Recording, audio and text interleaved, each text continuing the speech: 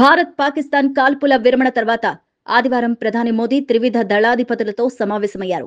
ఈ సమావేశానికి national security advisor Ajit Doval, కేంద్ర రక్షణ శాఖ మంత్రి రాజ్నాథ్ సింగ్, సిడిఎస్ అనిల్ చౌహాన్లు హాజరయ్యారు. ఆపరేషన్ సింధూర్, కాల్పుల విరమణ ఒప్పందంతో పాటు సరిహద్దు భద్రత గురించి మీటింగ్లో చర్చించారు.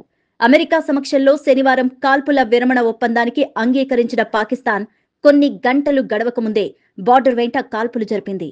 దీనిపై ప్రధాని మోదీ సీరియస్ అయ్యారు. అందుకే త్రివిధ దళాధిపతులతో సమావేశమయ్యారు. పాకిస్తాన్ కాల్పుల విరమణ ఒప్పందాన్ని ఉల్లంఘించిన తర్వాత మోదీ సమావేశం అత్యంత ఆసక్తికరంగా మారింది.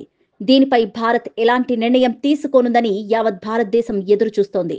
ఇండియా పాకిస్తాన్ని మరోలా దెబ్బ కొడుతోందని నిపుణులు అభిప్రాయాన్ని వ్యక్తం చేస్తున్నారు. ఇక సోమవారం పాకిస్తాన్ సైనికాధికారులతో భారత ఆర్మీ ఆఫీసర్స్ కూడా చర్చలు జరపనున్నారు. ఈ నేపథ్యంలో ప్రధాని త్రివిధ దళాధిపతులతో సమావేశమయ్యారు.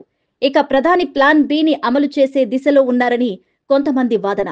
సరిహద్దు భద్రత, సైనిక చర్య సన్నద్ధత గురించి చర్చలు జరుగుతున్నాయి.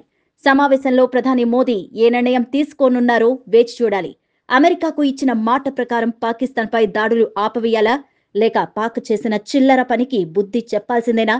శనివారం పాకిస్తాన్ ప్రధాని షెహబాజ్ షరీఫ్ కూడా అనుచిత వ్యాఖ్యలు చేశారు.